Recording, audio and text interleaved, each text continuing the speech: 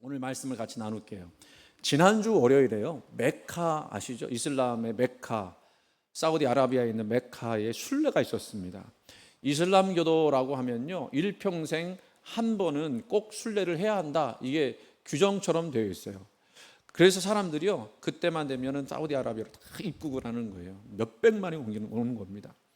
근데요, 아시다시피 지금 날씨가 보통 날씨가 아니에요. 그 날씨가 몇 도였느냐면 52도였대요. 52도. 그래서 사람들이 몇백 명 죽었어요. 뭐 아직 통계를 제가 정확하게 보지 못했지만 막 1000명까지 죽었다.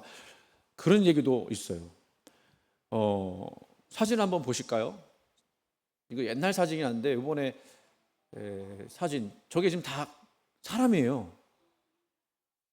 저 살인 더위에 저렇게 빽빽하게 하면서 보니까 이렇게 뺑뺑 돌더라고요. 저 사람들 개미들이 도는 것처럼 뺑뺑 돌아요. 뺑뺑 돌아요. 참 놀라웠습니다. 이제 저를 보세요. 참 놀라웠어요. 매번 뭐 소식이 들려오니까 그런가 보다 하고 넘어갔지만, 그 더위에 목숨을 잃을 수 있다라고 하는 것을 알면서도 저기에 가서 그 순례를 한다는 것이 상상이 잘 가지 않았습니다. 무엇이 그들을 이토록 열심히 하도록 했을까? 이슬람은요, 인간은요, 그의 주인 알라의 종입니다. 알라 신이 모든 것에, 세상의 모든 것에 운명을 전하고 인간은 신의 뜻에 따라 순종하는 것 외에는 바른 방도가 없다. 그래서 무조건 우리가 코란이라고 하는데 원래 그 바람대로 하면 꾸란이라고 하거든요. 꾸란의 말씀대로 안 살면 큰일 나는 것처럼 그렇게 생각을 해요. 과거에 뭐 우리 율법적인 종교인들하고 똑같은 거죠. 인간은 이미 신이 정한 길이 있어서 자기 삶의 목적을 스스로 정할 선택권을 가지지 못한다. 그래서 그 틀에 있기 때문에 그런지는 모르겠습니다만 그 메카에 가서 저렇게 결심하는 거예요. 제가 생각해 봤습니다. 아무리 율법적이지만 저 메카에 목숨 걸고 가는 무슬림을 보면서 우리도 그들의 열심을 따라갈 수 있을까?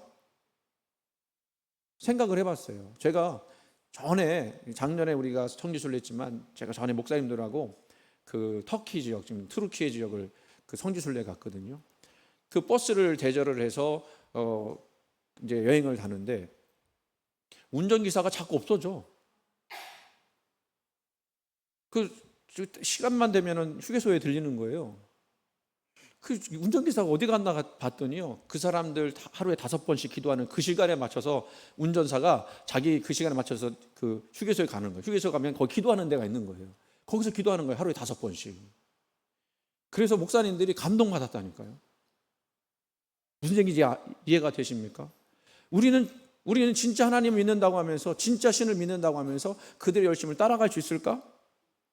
아마 여러분 지금 에어컨 다 끄고 지금 안 키면 한 50도 정도 올라갈 수 있을 것 같아요. 우리도 한번 시험해 볼까요? 에어컨 다 끄고 선풍기 다 끄고 우리 얼마나 열심을 가지고 하나님을 섬길 수 있는지 그러지 못할 것 같다는 생각이 들어요. 아마 50도 정도 올라가고 에어컨 틀어도 안 된다 그러면 기상이변을 전제로 하는 말씀이지만, 생각을 해봤어요. 우리 어떻게 예배를 드릴까? 그러면 아마 다 온라인으로 전환하자 그럴 것 같아요. 재난 상황이니까. 그런데 어쨌든 간에 말씀을 전하면서 다시 한번 생각해 봤어요. 우리는 저들의 열심을, 우리가 믿는 신은 하나님, 진짜 신은 하나님이라고 믿는데도 불구하고 우리가 그 열심을 따라갈 수 있을까? 따라가지 못할 것 같다는 생각이 많이 드는 거예요. 그러면 우리는 벌써 그 이슬람하고 기독교하고 생각해 봐도 벌써 진 거야. 그 열심을 따지고 보면요. 그런데요, 그럼에도 불구하고 달라요. 이슬람하고 우리하고 달라요. 우리가 그렇게 그들의 열심을 따라가지 못할지언정 우리에게는 특별한 것이 있습니다. 그게 뭔지 아십니까? 누구 때문에 그런지 아십니까? 예수님 때문에 그래요. 우리는요, 예수님을 우리를 구원할 주님으로 믿습니다. 그런데 이슬람은요, 예수님을 선지자로 알아요. 구원자로 믿는 게 아니라 선지자 중에 한 사람으로 믿는 거예요. 우리는 어떻게 알고 있습니까? 우리는 우리 스스로 죄로 타락해서 스스로 구원받을 수 없기 때문에 대속자 그 예수 그리스도가 필요한 겁니다. 그래서 그 예수님이 이 땅에 오셔서 십자가에 달려 죽으셨음을 믿는 거예요. 누구를 위해서? 나와 여러분을 위해서 죽으셨다는 것을 믿는 거예요. 그게 다른 거예요. 아무리 그들이 열심히 있다고 할지라도 열심 가지고 구원받는 게 아닙니다. 우리는 예수 그리스도가 나를 위해 십자가 달려 죽으셨다는 것을 믿기에 그 믿음으로 말미암아 구원받는 거예요. 그것이 얼마나 놀라운 일인지 알아야 합니다. 세상에 많은 종교들이 있고 세상에 많은 화려하게 보이는 그런 것도 있을지라도 그것과 우리가 비교해 봤을 때 우리에게는 이런 참된 진리가 있다라고 하는 것을 우리가 먼저 알아야 해요. 그래서 우리가 참 신앙을 가지고 있다라고 생각하는 겁니다. 물론 아까 얘기했던 것처럼 열심은 부족할 수 있어요. 왜? 우리는 좀 합리적이니까. 누가 미쳤다고 52도 되는 데서 예배를 드리면 그게 참된 예배라고 말할 수 있겠어요? 아니잖아요. 그건 아니에요. 그런 건 아니에요. 아니지만 그럼에도 불구하고 우리가 그렇게 예배를 드릴 때에 그 예배를 받으시는 이유는 뭡니까? 누구 때문에 그래요? 우리의 열심 때문이 아니라 예수 그리스도께서 우리를 위해 십자가 달려 죽으신 그 은혜 때문에 우리의 예배를 받아주시는 거예요. 오늘 본문을 쓴 사도 요한은 뭐라고 외치냐면 사랑은 여기 있으니 그랬어요. 사랑은 여기 있으니. 요한이 이야기한 사랑, 사랑에 여러 가지가 있습니다만 오늘 말씀한 사랑은 아가페의 사랑입니다. 하나님만이 주실 수 있는 인간에 대한 사랑을 요한은 사랑은 여기 있으니라고 큰 소리로 외치고 있어요. 세상에서는 도무지 경험할 수 없는 특별한 사랑을 이야기하는 겁니다. 사랑은 여기 있으니 하였던 것은 진짜 사랑이 여기 있다라는 거예요. 사랑하려면 이렇게 사랑해야 한다라는 말씀입니다. 10절 말씀 다시 한번 읽어보겠습니다. 사랑은 여기 있으니 우리가 하나님을 사랑한 것이 아니요 하나님이 우리를 사랑하사 우리 죄를 속하기 위하여 화목제물로 그 아들을 보내셨습니다. 아멘. 우리는요 사랑이 있느냐 없느냐 그거 진짜 사랑이 아니냐 이거 따질 때가 많거든요. 솔직히 말해서 그런 의심을 하는 우리들인데 사도 요한은 우리에게 이야기하는 겁니다. 사랑은 여기 있다. 그런데 그 사랑은 우리가 먼저 사랑한 사랑이 아니다. 하나님이 우리를 사랑하셔서 그 아들을 이 땅에 보내주셨는데 화목제물로 우리에게 보내셨다. 무슨 얘기냐면요 우리가 사랑을 하기는 어려워요. 우리가 먼저 사랑하는 건 어렵습니다. 내가 누군가를 사랑한다고 하는 것 참 어렵습니다. 왜냐하면 우리는 이상하게 남의 그 티는 잘 보는 그런 모습들이 있거든요. 그러니까 그 티가 자꾸 보이면 사랑하는 게 자꾸 막아져요. 그래서 우리가 사랑하기 어렵지만 그러나 먼저 된 사랑이 있다는 거예요. 하나님 우리를 생명처럼 사랑하셨다는 것을 받는 것은 가능하다는 거예요. 그래서 9절에 10절 앞에죠.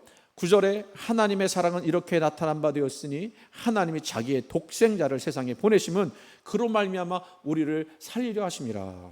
아멘. 여기서요 살리려 하심이라고 하는 살리려라고 하는 말은요 자오라고 하는 그 헬러인데요 능동태로 하면 살다 회복하다라는 뜻이에요. 근데 여기서는 수동태로 됐으니까 살리려 한다. 예수님이 우리를 살게 하시고 회복하게 하신다 그런 뜻이에요. 그러니까 우리가 예수 그리스도의 사랑을 받으면 살게 되고 회복되어지는 역사들이 일어나게 된다는 것입니다. 만약에 여러분 우리가 사랑한다고 할 때 그 사랑은 어떤 사랑이냐면 예수님의 사랑을 힘입는 사랑이거든요. 그런데 우리가 예수님의 사랑을 먼저 받지 못하고 그 사랑이 우리에게 임하지 않았다고 한다면 진정한 사랑이 뭔지 몰랐을 거예요. 예수님의 사랑은 어떤 사랑이었습니까? 자기를 내어주는 사랑이었어요. 자기 희생의 사랑이었어요. 자기를 죽기까지 내몰아서 우리를 살리는 사랑이었습니다. 우리는 예수님의 사랑을 받음으로 진정한 사랑이 무엇인지 알게 되고 그저 그 사랑을 내가 받았으니 내가 받은 사랑이 너무너무 귀하고 아름다운 것을 내가 깨닫는 순간 나도 그 사랑을 나눠줘야 되겠다. 저 사람이 비록 부족하고 연약하지만 나도 나 같은 사람도 구원받았고 나 같은 사람도 사랑받았는데 나도 흠 많고 티 많은 사람들이지만 나도 사랑해줘야겠다. 그 사랑으로 그 사람을 아름답게 해야 되겠다. 이런 마음이 드는 거예요. 지난주 뉴스에 안 보았으면 좋았겠다 싶은 내용의 뉴스가 나왔어요. 누구 얘기냐면요 이 IMF 시절에 국민들에게 희망을 줬던 그 박세리 선수 있잖아요.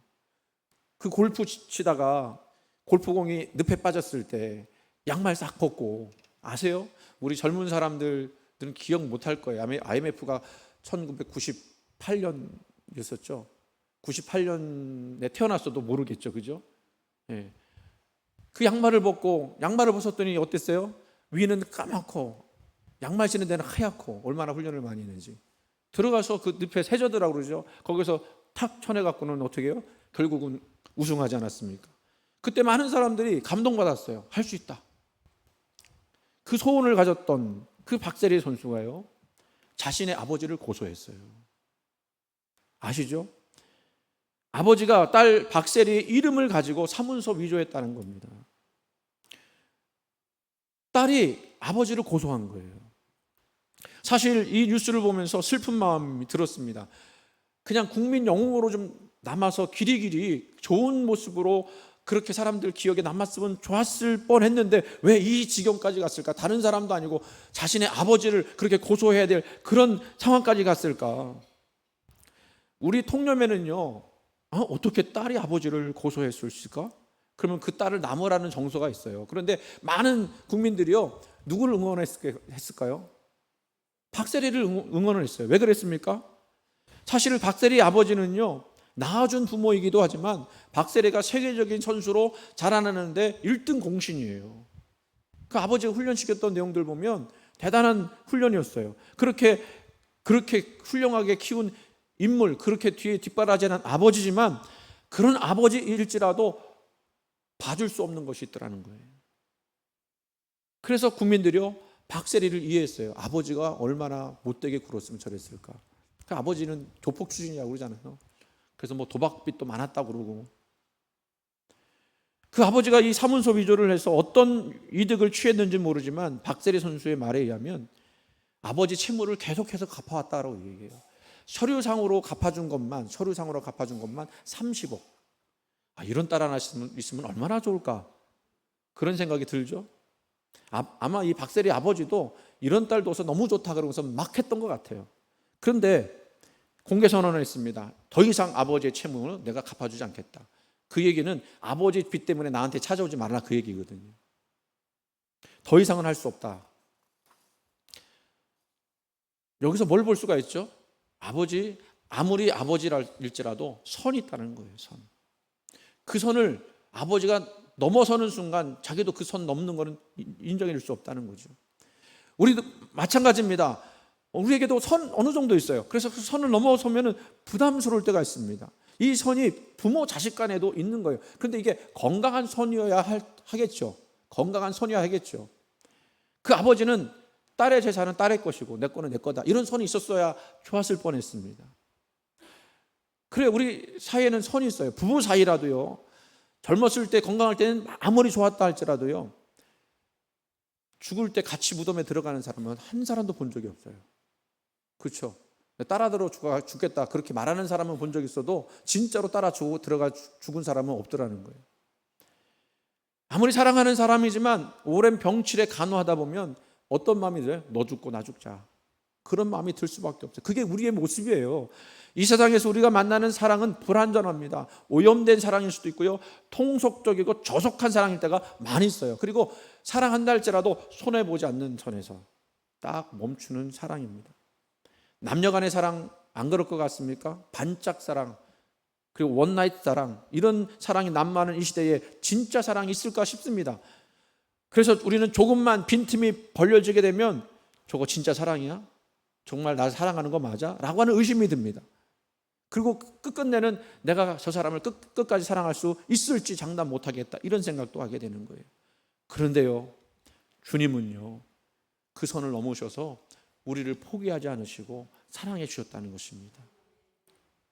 이 장면을 좀 다르게 넘어갔으면 좋겠어요. 요한복음 13장으로 넘어갔으면 좋겠는데요, 말씀 찾아볼 필요는 없습니다. 요한복음 13장에는 어떤 내용이 나오냐면 예수님이 마지막 만찬할 때 제자들의 발을 씻겨주시는 장면이 나와요. 1절 말씀 보면 유월절 전에 예수께서 자기가 세상을 떠나 아버지께로 돌아가실 때가 이른 줄 아시고, 즉 십자가에 달려 죽으실 때가 이른 줄 아시고, 세상에 있는, 거기부터 같이 읽어볼까요? 자기 사람들을 사랑하시되 끝까지 사랑하시니라. 아멘. 자기 사람들을 사랑하시되 끝까지 사랑하시니라 라고 되어 있습니다. 여러분은 이 말씀을 읽으실 때 어떠신지 모르겠습니다만은 저는 이 말씀을 볼 때마다 괜히 눈물이 나요. 왜냐하면요, 지금 이야기하는 자기 사람들이라고 하는 그 사람 중에 누구까지 포함되는지 아십니까? 가룟 유다도 포함되어 있는 거예요.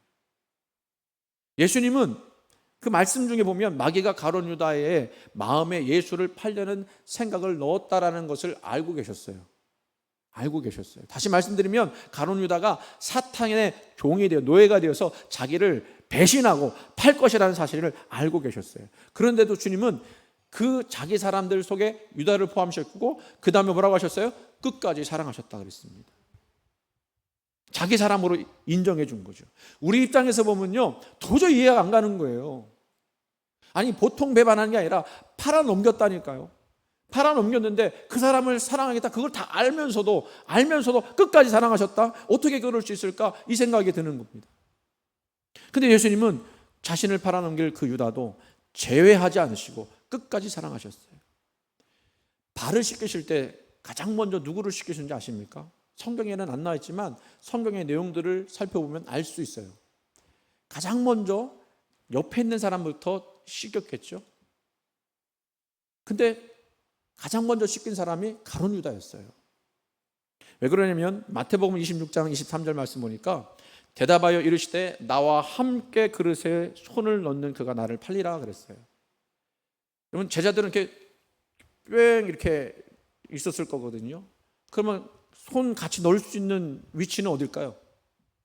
바로 옆에예요. 그러니까 왼쪽이든 오른쪽이든 한쪽은 있었을 거예요. 그죠? 그런데 성경에 보니까 요한복음 나중에 보면 요한이 예수님의 품에 이렇게 기대어서 말하는 장면이 나와요. 그러니까 한쪽은 누가 있었던 거죠? 요한이 있었어요. 그러면 한쪽은 가룟 유다가 있었습니다. 아마 제 생각에는 요한은 오른쪽에 있었을 것이고 유다는 왼쪽에 있었을 것 같아요. 그러면 가룟 유다는 예수님 옆, 우리로 따지면 가장 상석에 앉아 있었을 것입니다. 그러니까 예수님이 자기를 팔아 죽일 이 유다를 가장 상석에 앉힌 거예요. 그리고 가장 먼저 발을 씻겨주셨습니다. 어째서 유다를 가장 심각하고 중요한 날에 옆에 앉히셨고 또 가장 먼저 발을 씻겼을까? 이 모습은 참으로 이해하기 힘든 장면이죠. 어떻게 그렇게 씻길 수 있을까? 의문을 가질 수밖에 없습니다. 그렇다면 우리 이런 생각을 할 수 있어요. 유다도 사람이니까 이렇게 최고의 제자로 인정해 주고 내가 이렇게 예수님이 이렇게 겸손하게 발을 씻겨주면 혹시 유다가 정신을 차리고 내가 이러면 안 되지, 회개하고 다시 돌아오지 않을까 기대하시고 그러신 것은 아닐까? 혹시라도 정말 그렇다면 주님의 지금까지 그런 행동은 진짜 사랑이 아닐 거예요. 회유하는 거지. 맞죠? 회유하는 거예요.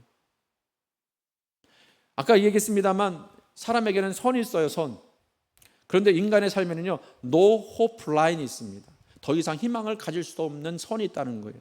그 선을 지나가면 아무도 도울 수 없는 한계의 선이 있다는 것입니다. 예수님은 그러니까 가룟 유다는 그 선을 넘었죠. 더 이상 도와줄 수 없는, 되돌아올 수 없는 강을 넘은 겁니다. 그런데 예수님은 쫓아가신 거예요. 그 선을 넘으셔서 끝까지 사랑하신 겁니다. 우리에게는 그런 선이 있지만 예수님에게는 선이 없으셨어요. 그래서 요한복음 13장 보면요, 주님께서 제자들의 발을 씻겨주시는 장면들을 표현하는 단어들이 있는데 아주 구체적으로 표현하셨어요. 겉옷을 벗고 수건을 가져다가 허리에 두르시고 대야에 물을 담아 제자들의 발을 씻기시고 그리고 그 두르신 수건으로 제자들의 발을 씻기시기를 시작하셨다, 이렇게 말씀하거든요. 지금 행동 하나하나를 뭉뚱그려서 표현하지 않고 섬세하게 표현을 했습니다. 그 섬세하게 표현하신 이유는 예수님이 발을 씻기는 사람은 사실은 노예들만 하는 거거든요. 종들만 하는 거거든요. 그 종들만 하는 일을 예수님이 그대로 행하셨다라는 거예요. 그거를 빠지지 않고 표현하신 것입니다. 그러니까 섬김의 본이 어떠했는지를 보여주는 장면이겠죠. 그런데 좀 더 생각해 보면 요한은 무엇 때문에 이렇게 섬세하게, 자세하게, 생생하게 기록했을까? 아마 요한의 눈에 기억에 그 모습이 영원히 잊지 못할 모습으로 기억된 것 같아요. 이게 그림 언어죠. 이 말로 하는 언어도 있지만 그림 언어가 있어요. 그림 언어가 오히려 더 생생하게 기억이 되는 겁니다. 예수님이 그 유다를 닦는 것부터 시작해서 닦아주시면서 나가실 때 나중에 요한은 알았겠죠. 유다가 예수님 팔았구나. 근데 그 유다를 예수님 그렇게 정성스럽게 닦아주셨다고? 그거 생각하니까 그 모습이 더욱더 각인이 되고 더 귀하게 여겨지고 더 아름답게 보여졌기 때문에 그거를 자세하게 기록하지 않았을까 생각을 해보게 되는 거예요.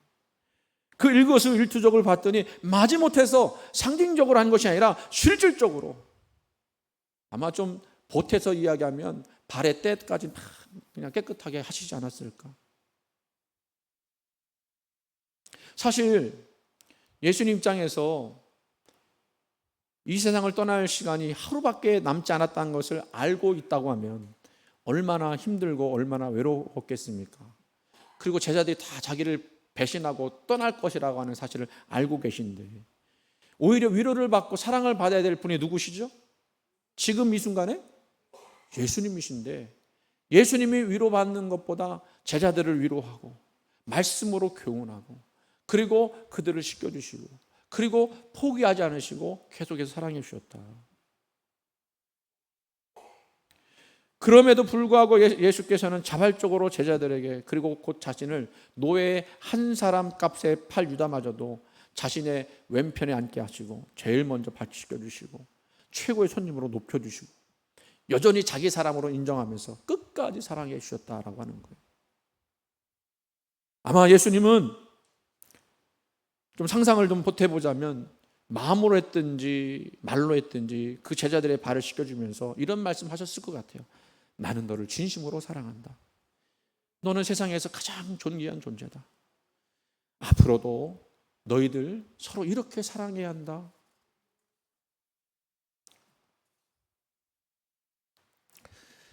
우리가 이 사랑을 깨달을 때만 진짜 누군가를 사랑할 수 있어요.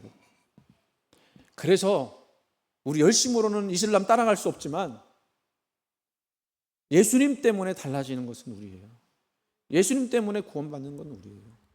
구원받았다고 하는 내용 속에 뭐 포함되는지 아닙니까? 사랑이 포함되는데, 구원은 제가 계속 말씀드렸죠. 말로만 그냥 내가 예수 믿습니다라고 끝나는 게 아니라고. 계속해서 구원을 이루어 나가야 한다고. 그런데 사랑이 우리를 구원해요.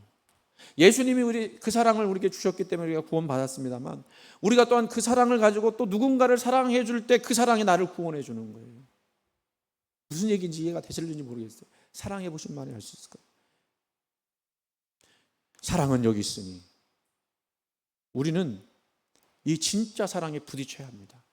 물론 날마다 실패하죠. 우리는 아까 얘기한 것 계속 선을 들이대고 이 선 넘으면 안 돼. 이 선 넘으면 큰일 나. 이 선 넘으면 당신은 인간도 아니야. 그러면서 자꾸 선을 놓지만, 그럼에도 불구하고 그 실패함에도 불구하고 예수님께서 나를 어떻게 사랑해 주셨는지를 늘 깨달으면서 그 사랑에 자꾸 부딪혀야 되는 거예요. 부딪히면서 나를 그 부딪히는 가운데 부서뜨려야 돼요. 그리고 나는 죽고 누구만 나타나는 거예요? 예수님만. 이렇게 사랑의 열병을 앓게 될 때 짝퉁 사랑, 병든 사랑, 함량 부족의 사랑은 떠나가고 우리 영혼에 치유가 일어나요. 그리고 안식이 찾아와요. 신앙생활 한다고 하는 거는요, 다른 게 아니에요. 바로 이 사랑을 날마다 경험하는 거예요. 이 사랑을 날마다 나눠주는 거예요. 그 사랑에 녹아지는 경험인 것입니다. 여러분, 제가 여러분들에게 이런 봉사하십시오, 저런 봉사하십시오 한마디도 안 하는 이유가 뭔지 아십니까? 다른 것도 없어요. 여러분이 그 사랑 깨닫게 되면요, 말하지 않아도, 말하라 하지 않아도 여러분이 뭔지 아실 거예요. 제가 그랬으니까. 내가 예수님 사랑 깨닫고 나니까요, 남들이 하기 싫어하는 일은 내가 하고 싶더라고요. 그래서 지금도 쓰레기 청소하는 거예요. 여러분들한테 하라 마라 하지 않고. 믿으라고 노력할 것도 없어요. 왜? 하나님 사랑이 너무 귀하니까. 믿는다는 게 뭐예요? 하나님 사랑 믿는 거 아니에요? 그 사랑이 얼마나 귀한 건지 아는 거 아닙니까? 그 사랑을 알게 되면 믿음이 그냥 솟아나요. 어제 간증하시는 분들 얘기를 쭉 들어보니까 짧게 하셨는데 저 참 목회 잘했다 싶은 생각이 들더라고요.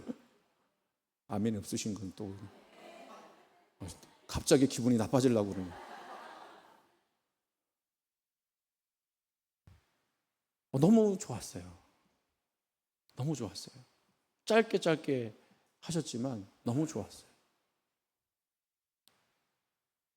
여러분, 그런 거 보면요, 우리에게 필요한 거 밥도 필요하고 집도 필요하고 차도 필요하고 뭐 돈도 필요하죠. 근데 그게 우리를 구원하는 게 아니잖아요. 영혼의 구원은 하나님 사랑밖에 없어요. 그 사랑을 경험한 사람은 달라질 수밖에 없고요. 그 사랑 경험한 사람은 신앙생활 똑바로 해라, 잘해라 할 필요도 없어요. 그 사랑 알게 되니까 나도 모르게 그렇게 당하는 거예요. 그 사랑 모르면요, 살아도 진짜 사는 것이라 할 수 없어요. 그 하나님 사랑 모르면 사랑을 모르는 것입니다. 이 사랑을 만나면 고개가 물 만난 것처럼 펄펄 뛰어다녀요. 너무너무 행복하니까. 다 와서 찬양해. 그러면 이렇게 하는 게 아니라 다 와서 이렇게 해야 되는 거예요. 뭘 이렇게 놀라셔. 오늘 우리가 주제가 사랑이에요. 마음의 문을 열고 이 사랑을 갈망해 보십시오. 하나님은 사랑이십니다. 그 사랑을 만나지 못하면 하나님 알지 못합니다. 그 사랑을 우리가 찬양하고 높였으면 좋겠어요.